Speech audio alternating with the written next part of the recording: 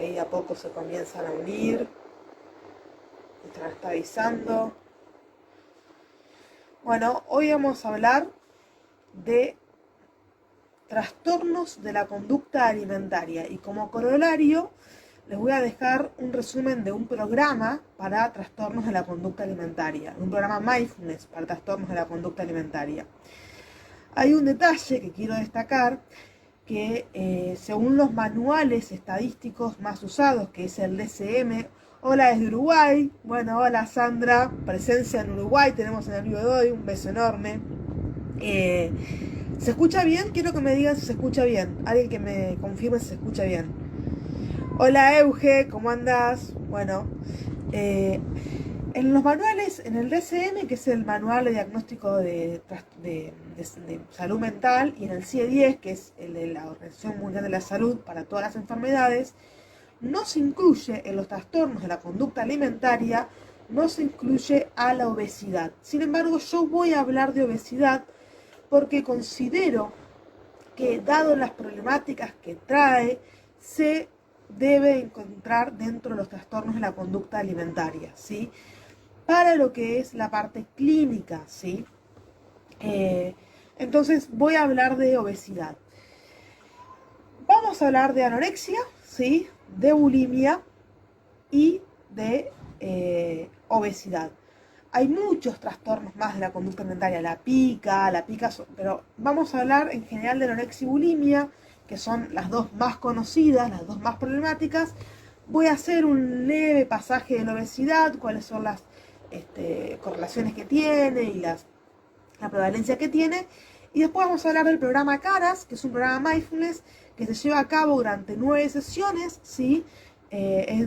Para trastornos de la conducta alimentaria, que es un programa de Mindful Eating, que se llama Eating. En inglés es comiendo, ¿sí? Sería un mindful comiendo, una cosa por el estilo traducido. Está mal traducido así, pero bueno, sería algo por el estilo. Así que bueno, también estuve mucho tiempo buscando el libro que les quería recomendar en PDF. Lo logré, lo pagué y lo descargué. Que es un libro que a mí me encanta la autora. La autora es Delphi de Vigan. Y su primer libro lo publicó bajo seudónimo, que es este que les conseguí, y se llama Días sin hambre.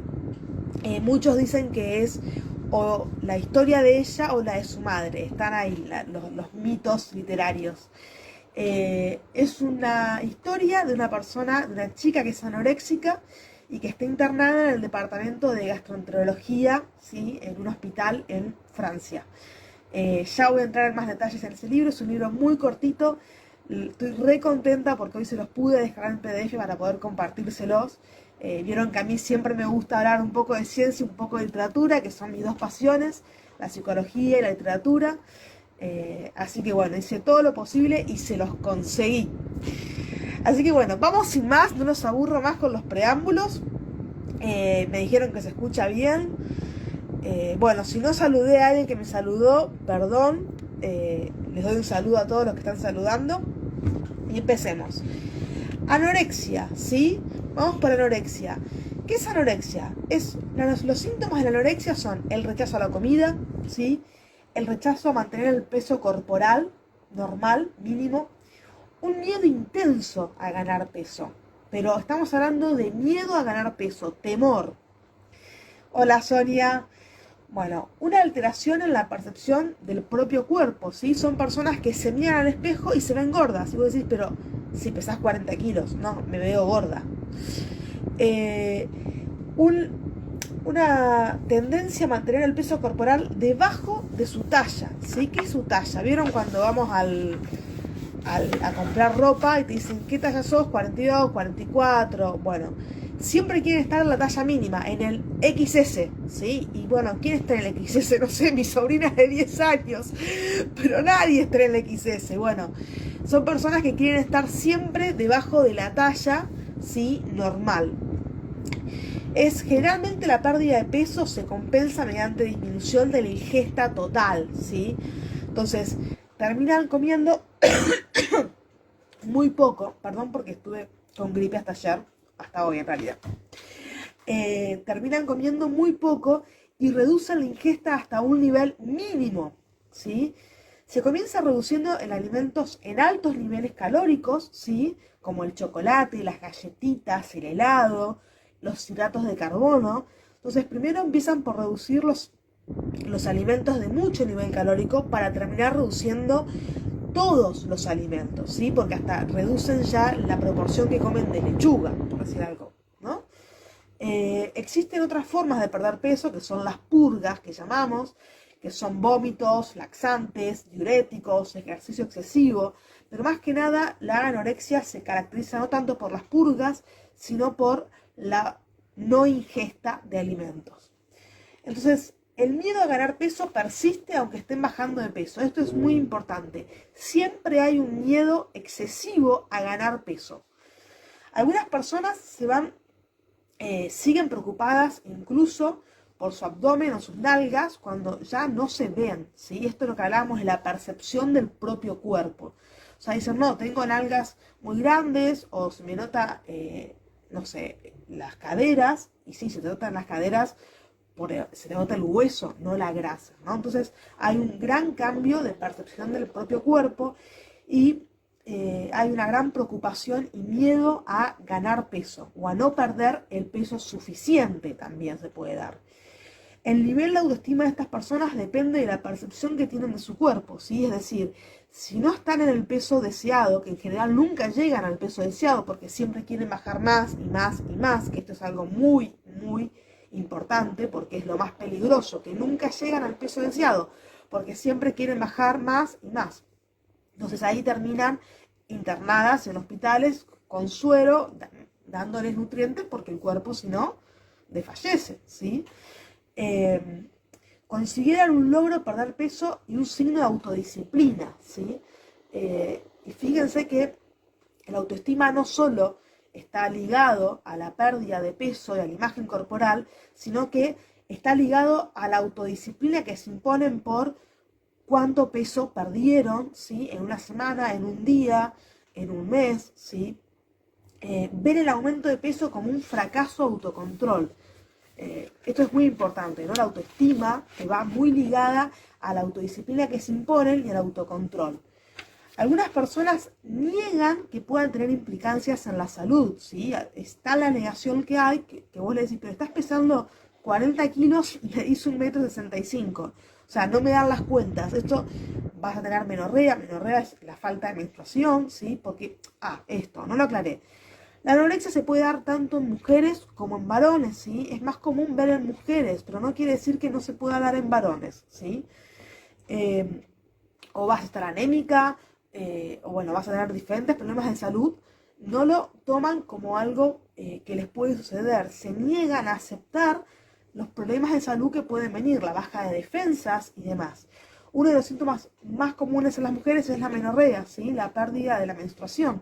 Porque imagínense, ¿saben por qué sea esto? Porque el cuerpo ¿el cuerpo cómo genera energía? Voy a tratar de explicarlo un poco fácil. Es como tenemos el peso argentino, bueno, la moneda energética del cuerpo se llama ATP. ATP es ácido trifosfato, no importa qué significa eso, ¿sí? O adenosín trifosfato también. Bueno, esa es la moneda energética del cuerpo. ¿Cómo genera el cuerpo esa moneda energética? A través de un proceso que se llama glucólisis, que no importa qué es eso, pero a través de procesar hidratos de carbono, básicamente azúcares. Entonces, si al cuerpo no le ingresan hidratos de carbono, ¿sí? No puede generar este ATP. Si no tiene ATP, el cuerpo no tiene monedas para darle, ¿sí? Para producir energía para movernos, para caminar, para respirar, para pensar, para tener memoria, bueno, entonces el cuerpo termina, como no tiene esta energía, no tiene el ATP para pagar la energía, ¿se entiende esto? ¿Se entiende el concepto de que consumo hidratos de carbono, el cuerpo tiene una moneda de energía que se llama ATP, se produce este ATP, yo se lo doy al cuerpo, el ATP, y el cuerpo empieza a funcionar el metabolismo para todo, el sistema digestivo, respiratorio, circulatorio, endocrino, bueno.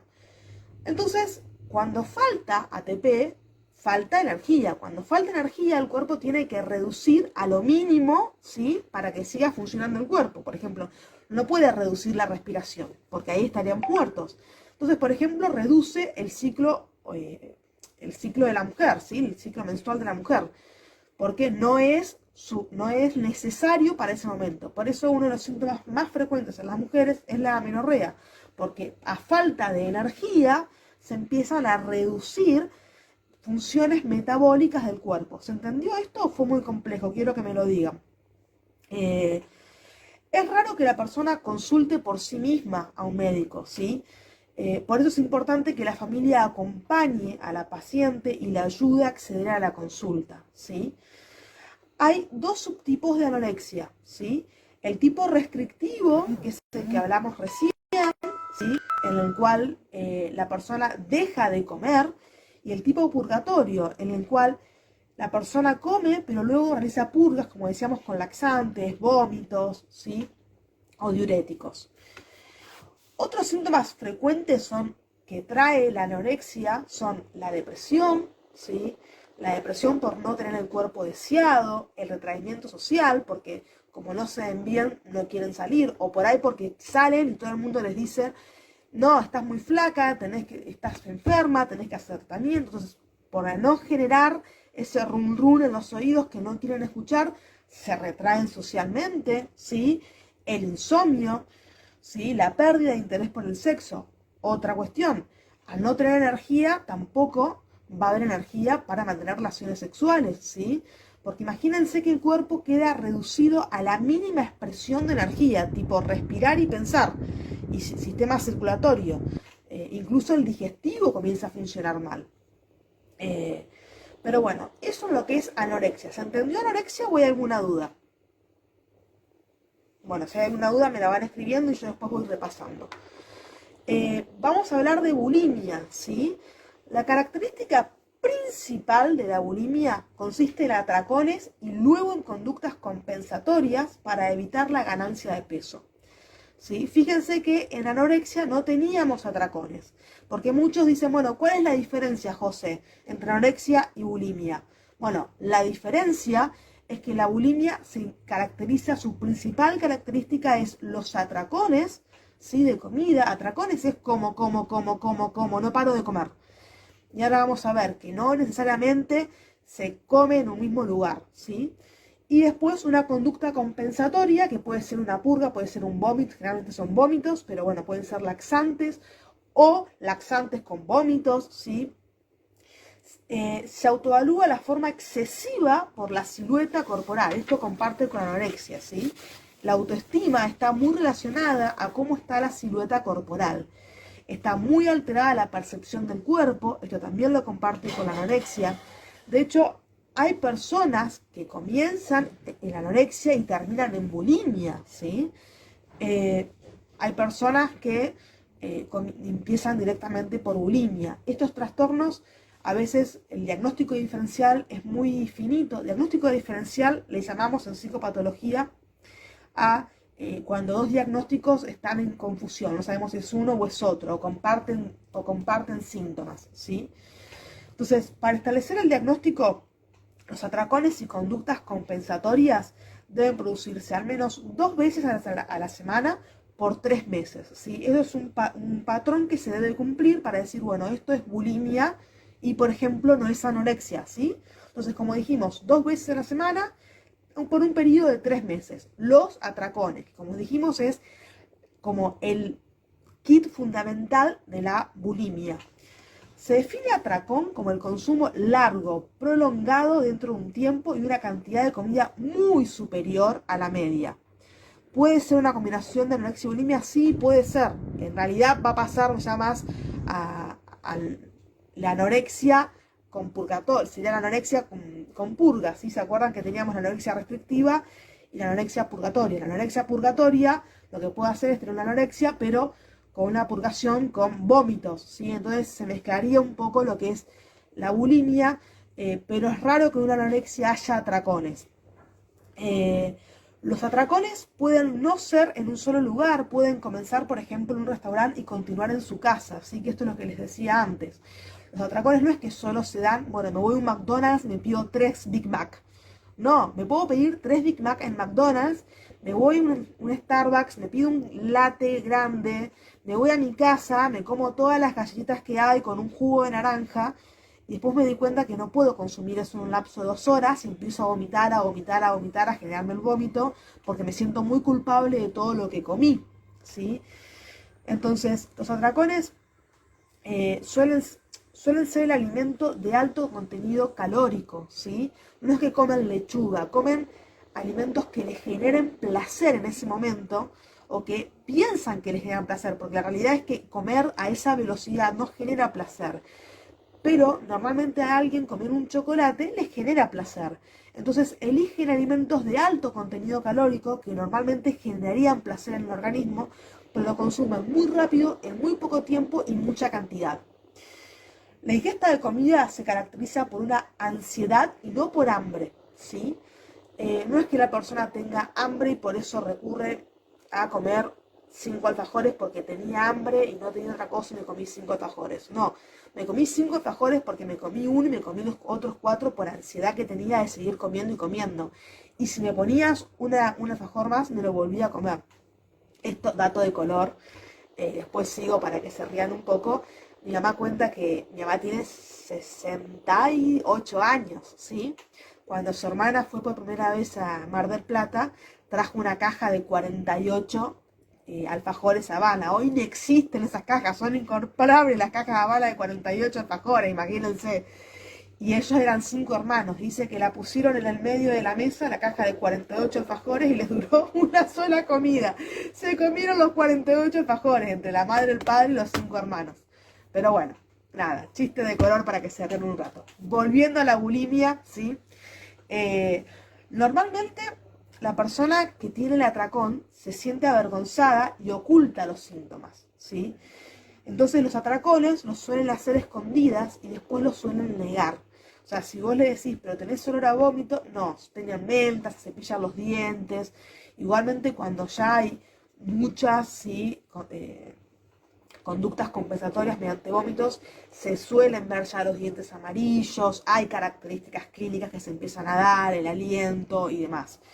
Pero la persona se siente mal por haber ingerido tanta cantidad de comida y lo suele hacer ocultas. Por eso los atracones suelen ser fuera del hogar, ¿sí?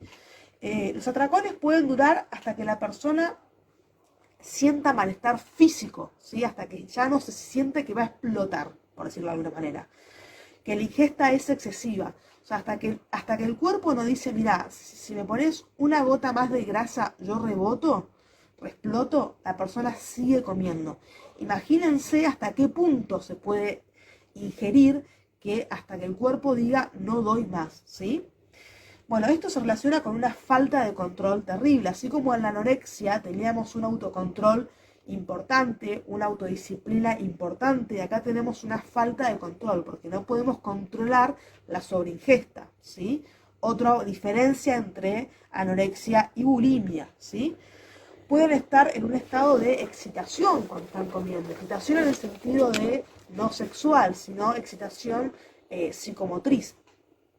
Cuando avanza la enfermedad ya no se relaciona tanto por la pérdida de control, sino por la dificultad para evitar los atracones o para acabarlos, ¿sí? Como decíamos, cuesta decir hasta dónde llega el atracón, porque el atracón va a durar hasta que el cuerpo ya no me dé más y el cuerpo mismo me pida vomitar, ¿sí? El método compensatorio más usual es el vómito. En un 80-90% de las personas usan vómitos, pero los vómitos tienen el objetivo de calmar el malestar físico, ¿sí? Cuando uno va a una fiesta y come de más, ¿sí? En general, perdón, estoy recién saliendo de la gripe, suele vomitar, ¿sí? Si comió de más o se siente descompuesto, tiene reflujo. Imagínense a alguien que tuvo un atracón de comida importante, ¿sí?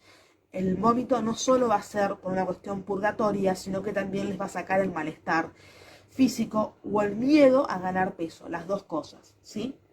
Bueno, también dentro de la bulimia tenemos dos subtipos. El purgatorio, que es el que es, bueno, el purgatorio es, tuve el atracón de comida y después lo purgué con vómitos laxantes, diuréticos, y el tipo no purgatorio, que tienen técnicas compensatorias inapropiadas, como ayunar de forma excesiva, ayunos de 2, 3 días, ¿no? solo tomando agua, deporte en exceso y, por ejemplo, salir a hacer deporte en verano a las 12 del mediodía con toda ropa negra, ¿sí? Que absorbe el calor. Igual la transpiración no reduce el peso. Si ustedes se lamen, la transpiración es salada, no grasa. Así que la transpiración no va a sacarnos más peso. Bueno, nada, dato de color para los que quieran. Pero no utilizan el vómito, ¿sí? Se entendió entonces la bulimia y sobre todo la diferencia entre anorexia y bulimia, ¿sí? Que la bulimia se caracteriza por el atracón y después el método compensatorio, y la anorexia se caracteriza por la pérdida de peso, la restricción del alimento, ¿sí? ¿Esto se entendió? Bueno, mientras me dicen, les voy a contar un poco sobre el libro que se llama Días sin hambre. Días sin hambre, sí, es un libro de Delphine de Vigan, que es una francesa que a mí me encanta. Yo he leído 4 libros de ella, de lo que a mí me gusta mucho la literatura. Días sin hambre es un libro muy cortito, el PDF tiene 70 páginas, a los que les gusta leer les va a encantar. Está basado más que nada en la década de los 80. Hoy las internaciones de personas que sufren trastornos de la conducta alimentaria se hacen en internaciones psiquiátricas o en clínicas especiales para trastornos de la conducta alimentaria, que para mí es lo mejor, ¿sí? Yo tenía, cuando estudiaba psicología, en psicología de la familia, tenía una profesora que ella tenía un centro de rehabilitación para chicas con trastornos de la conducta alimentaria. Lo mejor es que las personas que sufren este tipo de trastornos se atiendan en centros especializados para estos trastornos, que son quienes mejor lo pueden abordar, ¿sí? Porque es algo muy específico dentro de la clínica psicológica y médica, clínica en general. Bueno, este libro está basado en la década de los 80, donde esta persona estaba con una restricción de peso muy importante. Un médico lo encuentra tirado en la calle, ya con prácticamente desvanecida de lo bajo que tenía el peso y la poca energía que le quedaba en el cuerpo, esto que les decía yo, ¿no? Muy poco ATP, muy poca moneda energética para que el cuerpo funcione. Entonces el médico se la lleva al hospital y la conectan a una máquina en el pasillo de gastroenterología, ella cuenta, ¿no? La conectan a una máquina que básicamente le bombeaba nutrientes al cuerpo. Y ella cuenta en ese libro, Días sin hambre, todo el proceso que tuvo que atravesar hasta que ella pudo aceptar que su cuerpo necesitaba de esa comida líquida que le estaban dando, ¿no? Y cómo eran sus compañeras, donde tenía por al lado una compañera que estaba con obesidad o con problemas de peso, obesidad por problemas clínicos, ¿no? Y un poco la envidiaban a ella, que tenía muy bajo el peso. Perdón, me estoy recién recuperando.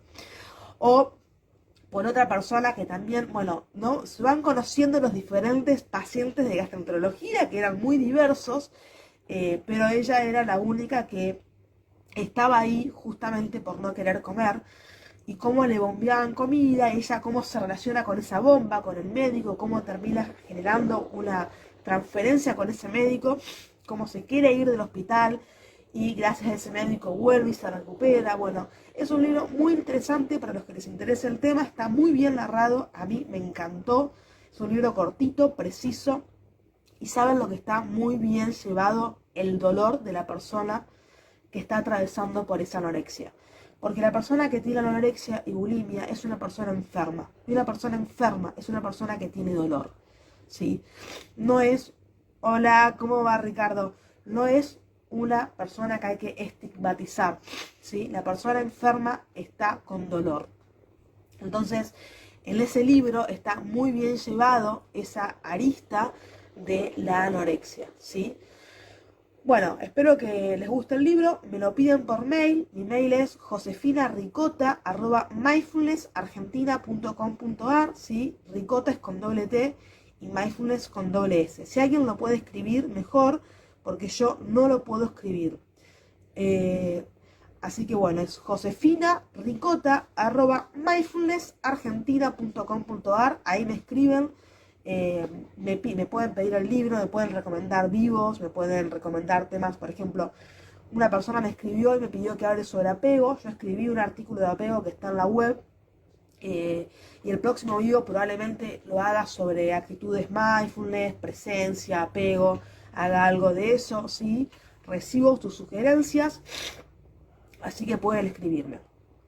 Bueno, vamos con obesidad, ¿sí? La obesidad es la acumulación excesiva de grasa, o sea, todo lo contrario. Ahora voy a hablar de obesidad, Agustina. Perdón. La obesidad es la acumulación excesiva de grasa, ¿sí?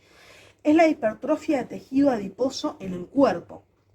Energía acumulada en forma de grasa corporal, ¿sí? Yo hoy hablaba de energía. Bueno, yo les contaba que la energía, que el cuerpo la hace en una moneda llamada ATP, ¿sí? La hace mediante glucólisis, ¿sí? Que utiliza los hidratos de carbono. Ahora, cuando hay un exceso, ¿sí?, de hidratos de carbono y el cuerpo ya generó mucha ATP, lo que va a hacer ese exceso lo va a convertir en grasa, ¿sí?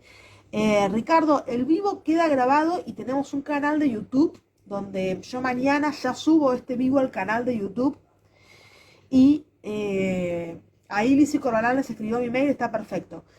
Subo el vivo al canal de YouTube y lo pueden ver cuantas veces quieran, compartir y demás, ¿sí?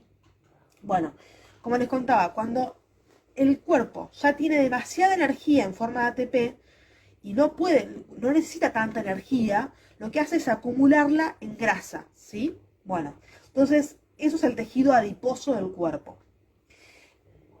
Se acumula esta grasa hasta un punto que pone en riesgo la vida, ¿sí? Porque acá todos tenemos un poco de grasa, y es bueno que tengamos, ¿sí? Hay una equivalencia en que es bueno que tengamos un poco de grasa. Pero estamos hablando de obesidad cuando ese índice de grasa, ahora vamos a hablar del índice de masa corporal, pone en riesgo la vida. La obesidad es el quinto factor de riesgo, ¿sí?, de defunción, de muerte. Ojo, Malvina, podés escuchar el vivo que va a quedar grabado y mañana lo voy a subir al canal de YouTube, ¿sí? Bueno, la obesidad es el quinto factor de riesgo de muerte, ¿sí? La Organización Mundial de la Salud define el índice de masa corporal como el cociente es la división, ¿sí? Se los voy a poner como una fracción. Peso arriba y estatura al cuadrado abajo, ¿no? Peso, estatura al cuadrado abajo. Es la división entre el peso y la estatura. Entonces dice que el índice de masa corporal es obesidad cuando es superior a 30 gramos por metro cuadrado, ¿sí? Entonces, la predisposición a enfermar de enfermedades cardiovasculares, diabéticas, apnea de sueño, enfermedades dermatológicas, gastroenterológicas, son mucho mayores cuando nuestro índice de masa corporal es mayor a 30 kilogramos por metro cuadrado, que es cuando estamos arriba, ¿sí?, en obesidad,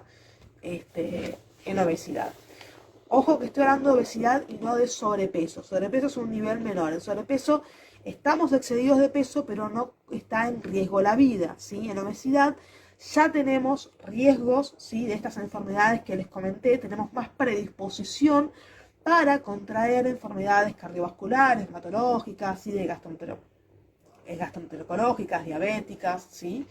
Entonces, hay dos subtipos de obesidad. La obesidad endógena, ¿a qué llamamos endógeno? Que es de adentro, ¿sí? Entonces, acá tenemos alteraciones metabólicas. ¿A qué llamamos metabolismo? Metabolismo es el circuito de energía que hace nuestro cuerpo para mantenerse activo, para mantenerse respirando, para mantenerse pensando, para poder ver, oír, ¿sí? Todos los canales que tenemos activos es nuestro metabolismo. Entonces, cuando hay una alteración metabólica, por ejemplo, una alteración metabólica del sistema digestivo, ¿sí? Cuando hay una disfunción en las glándulas endócrinas, ¿sí? Acá, cuando hay una disfunción de hormonas, sobre todo en las mujeres, ¿sí?, ahí tenemos una obesidad endógena. El hipotiroidismo, por ejemplo, ¿sí? El hipotiroidismo aumenta de peso. El hipertiroidismo desciende de peso, ¿sí? Y también está la obesidad exógena, por fuera del cuerpo. La obesidad exógena puede ser debida al régimen alimenticio, que comemos mucho más de lo debido, o a la inadecuada escasez de actividad física, ¿sí? A que no comemos muy bien y encima no hacemos actividad física, ¿sí? Pero si uno no hace actividad física y come medianamente bien, estará en sobrepeso o estará un poco más arriba de su peso. Pero si come mal y encima no hace actividad física, estamos en una obesidad exógena. Pero como les dije, esto lo tiene que evaluar un nutricionista y ver bien el índice de masa corporal, ¿sí? Dato de color. Mi sobrina, una de las del medio, porque tengo 4, juega en las leoncitas, ¿sí? Tiene una nutricionista y demás. Y a ella le calculan los gramos de grasa, los de músculo, los de, bueno, más allá, no, yo no digo de llegar a ese extremo que un deportista profesional, pero sí consulten, si creen que están en obesidad, consulten a un nutricionista, no se dejen llevar por esos programas de dietas que nos proponen las aplicaciones o el ayuno itinerante o no, consulten a un profesional de la salud, ¿sí? Es muy importante esto, encontrar ayuda profesional y no soluciones mágicas que nos ofrecen virtualmente, ¿sí? Incluso este vivo. Yo les digo que consulten. Bueno, ¿cuáles son las causas que pueden dar obesidad? ¿Sí? La etiología, como le decimos. Puede ser por herencia genética, ¿sí? Puede ser por comportamiento del sistema nervioso, endocrino o metabólico, ¿sí? El 30, vamos a ver un poco de porcentajes, ¿sí? De la etiología. La etiología son las causas. El 30% suelen ser por factores genéticos, es decir, herencia de mis padres. El 40% son por factores no heredables, ¿sí? Que puede haber sido, por ejemplo, la parte heredable suele ser la parte endógena, ¿sí? Por ejemplo, lo que hablábamos, hormonas tiroides, ¿sí? Endógenas, otro tipo de hormonas, alteraciones metabólicas, ¿sí? También hay un 30% de factores sociales, ¿sí? Donde, bueno, salgo a comer como estoy en la oficina y nunca me llevo la ensalada, salgo a comer todos los días a McDonald's o salgo todos los días a comer a un restaurante, a comida preparada, y a la noche no cocino y pido delivery. Bueno, eso es algo social, ¿sí? O estoy todos los días de fiesta en fiesta o de celebridad en celebridad y bueno, nunca hago comida saludable. Si se ingiere más calorías de las necesarias, se acumula en forma de grasa, ¿sí? Esa es como la fórmula. ¿Se entendió entonces obesidad? Porque quiero pasar a un programa de Mindful Eating, ¿sí? Es decir, como Mindfulness tiene un programa específico, ¿sí? Hay muchos programas de Mindfulness para lo que es anorexia, bulimia, obesidad, ¿sí? Pero yo hoy les traje uno, que es un programa español, que se llama Caras, el programa, que ahora les voy a explicar las siglas, pero antes quiero saber si quedaron dudas de anorexia, bulimia u obesidad. A ver. Sé que dejaron mi mail por ahí, lo vuelvo a repetir, es josefinaricota@mindfulnessargentina.com.ar. Me pueden escribir para sugerencias, para videos, para artículos, ¿sí? Tienen varios de mis artículos en la web, ¿sí? Hoy subí el último artículo que subí se llama Vocación es pasión, sí, hablo un poco de la vocación. Bueno, todo muy claro, seguimos entonces. El programa de Mindful Eating Caras es la C por comer conscientemente, la A por acepta el presente plenamente, la R por reconcíliate con tu pasado y vive con, y la A autoestima y autocontrol y la S sonriendo siempre, ¿sí? Caras. Y ahora vamos a ver las 5 fases, ¿sí? De este programa de forma muy breve, ¿sí? Bueno, la fase 1, que es come conscientemente, cada fase se llama según las siglas que yo le dije, ¿sí? La C era come conscientemente, bueno, la fase 1 se llama come conscientemente y se aborda durante 2 sesiones, ¿sí? Se da primero una charla introductoria a mindfulness desde la perspectiva teórica y práctica. Esto es así en todos los programas mindfulness que ustedes lean o escuchen. Siempre en la primera sesión se explica a las personas qué es mindfulness. ¿Por qué? Para que no piensen que es una fórmula mágica. Se explica, bueno, el basamento científico, qué es lo que sucede cuando meditamos, el correlato neuronal que hay, ¿sí? qué es un hábito, qué es la meditación y demás. Bueno, se empiezan a proponer ejercicios de ingesta consciente. ¿Qué son ejercicios de ingesta consciente? Yo hoy les voy a dar uno muy cortito. Por ejemplo, con un pedacito, hay uno de John Kabat-Zinn que es re común, que es con una pasa de uva, pero la verdad es que a mí me aburre la pasa de uva. Vamos a elegir un caramelo que es más rico. Utilicen un caramelo, ¿sí? Y en el momento en que sienten el ruido del papel, empiecen a percibir cómo van a comer ese caramelo. Hagan ruido con el papel, escuchen el ruido del papel, entonces van a ver que empiezan a salivar, su cuerpo empieza a predecir de que va a venir algo rico, algo dulce. Lo abren, pongan el caramelo y háganlo pasear por toda la boca, no lo muerdan, saboréenlo, ¿sí? Llévenlo por lo salado, lo dulce, lo agrio, ¿sí? Por todas las áreas de la lengua. Traten de mantenerlo en la lengua lo máximo que puedan, ¿sí? Y después muérdanlo y sientan el gusto que tiene, ¿sí? No solo el sabor, el gusto es lo que queda. Entonces, traten, ¿sí?, de prolongar el tiempo de saborear ese caramelo, de pensar, mientras lo saborean, bueno, ¿quién hizo ese caramelo? ¿Qué ingredientes tiene ese caramelo? ¿Sí? Y después digiéralo, ¿no? Eso es alimentación consciente, pensar en lo que estoy comiendo, cómo lo produjeron, qué es lo que me está generando, me genera placer, me genera bienestar, algo dulce, me genera calidez, ¿sí? Estoy comiendo, y no me tengo que comer 5 caramelos, porque cuando me comí uno y sentí esa calidez y ese abrazo calentito del invierno, van a ver que no necesitan comerse 5. Entonces, lo primero que se enseñan son este tipo de ejercicios sencillos de ingesta consciente. Se empieza a trabajar la imagen corporal, ¿sí? Y se empiezan con las meditaciones de exploración corporal, las de escáner corporal, ¿sí? También se le saca una foto al individuo en esta primera sesión y se la compara con la foto que se va a sacar en la última sesión, ¿sí? La fase 2, ¿sí?, que es la de la A, es acepta el presente plenamente. También se da en 2 sesiones, ¿sí? En esta sesión se hacen ejercicios de yoga, ¿sí?, atención a la respiración y atención focalizada, cultivar la conciencia plena, ¿sí?, ejercicios para cultivar la conciencia plena, que son más que nada las prácticas informales, ¿sí? Se da un diálogo sobre las percepciones de optimismo versus pesimismo, ¿sí?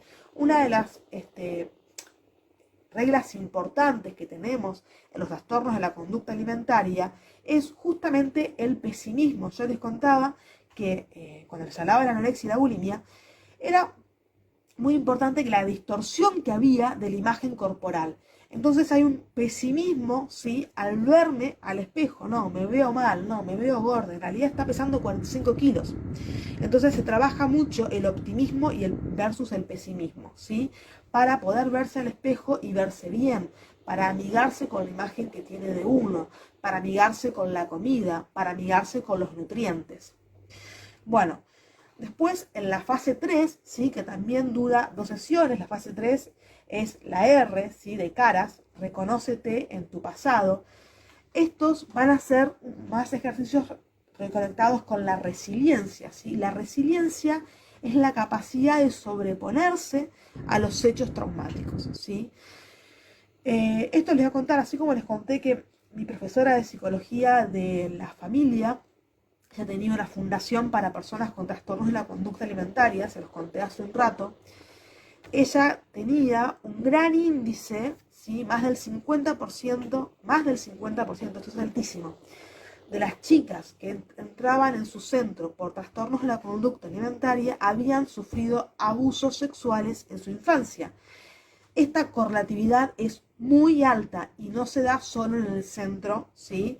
La pueden googlear, es una investigadora, yo les puedo pasar algún paper de ella si les interesa, es Lozada de apellido, ¿sí? Al que le interese algún paper de ella yo lo tengo y se los puedo pasar. Bueno, la correlación que hacía entre abuso sexual y trastorno de la conducta alimentaria. Es muy interesante el estudio que hace ella de eso. Entonces, bueno, en esta fase 3, que es reconcíliate con tu pasado, son 2 sesiones. Lo primero que se hace son ejercicios de meditación compasiva, ¿sí? Dentro de la meditación de amor benevolente, tenemos la de autocompasión y la de compasión. Bueno, se van a trabajar las dos, la de autocompasión primero, ¿sí? Para amigarnos con nuestro cuerpo, y la de compasión en segundo lugar, ¿sí? Para amigarnos con quienes nos intentan ayudar y a veces no queremos que nos ayuden. Se va a dialogar sobre la resiliencia, ¿sí? Sobre las fortalezas y el perdón, perdonarnos a nosotros mismos por algo que hicimos y perdonar al resto por si nos hicieron algo, ¿sí? Justamente por esta correlatividad que les hablo. Muchas de las personas que sufren trastornos de la conducta alimentaria tienen un pasado difícil en la infancia, ¿sí? Ya sea abuso sexual o físico. Entonces, se busca que el paciente resignifique su historia dolorosa, ¿sí? Y viva el presente, ¿sí? Con una conciencia plena, ¿sí? En la fase 4, la fase 3 para mí es importantísima. Para mí es la clave del programa Caras, reconciliarse con el pasado y trabajar sobre la resiliencia.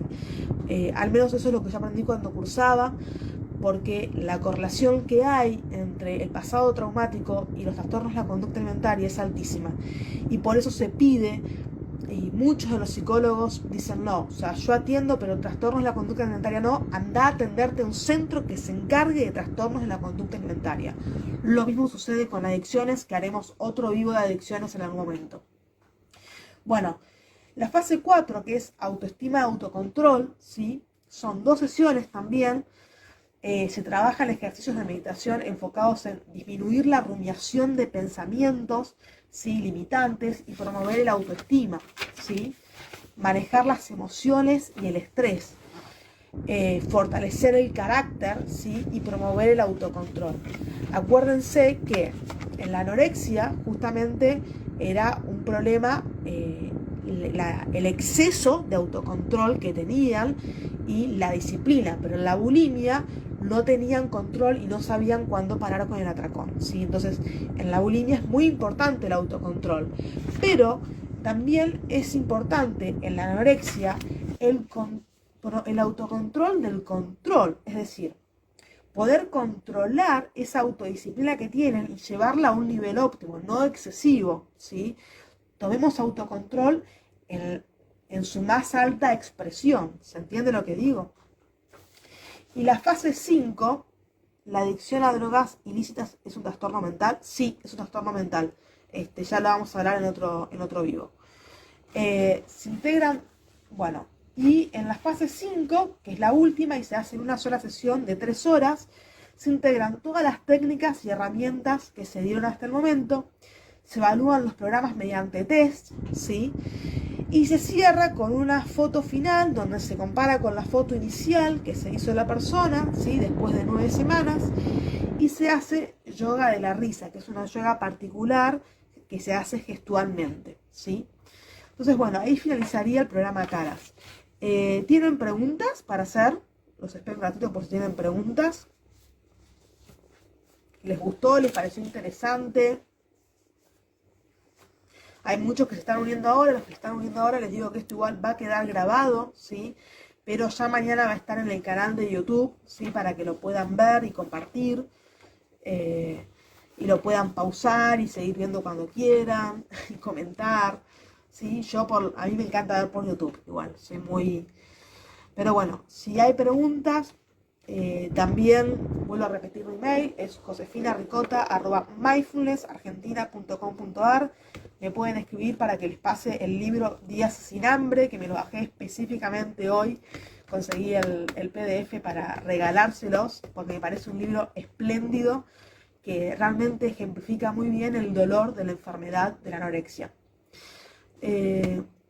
Así que bueno, los que se están uniendo recién ahora, una pena, porque ya estamos terminando. ¿Cuánto dura el tratamiento aproximadamente? Eso depende del paciente, ¿sí? El programa está pensado en 9 semanas, pero es un programa pensado para que la última sesión comience, ¿sí? Realmente el tratamiento. El programa de Caras está pensado en 9 semanas para tomar conciencia del propio cuerpo y ahí comenzar por ahí ya con un tratamiento, con un nutricionista, con un psicólogo, que sea un tratamiento específicamente para el trastorno que se tenga, ¿no? lo más importante es tomar conciencia del propio cuerpo, que es lo que no hay en la anorexia, en la bulimia. A ver si me perdí alguna pregunta. ¿Cuánto lleva el tratamiento? Bueno, ya lo dije. ¿Se lleva a cabo en cuántas semanas? El programa CARA son 9 semanas. ¿Alguna pregunta más? Bueno, si no tienen preguntas, pues hoy nos vamos a retirar. Espero que les haya gustado el vivo. ¿Les gustó el vivo?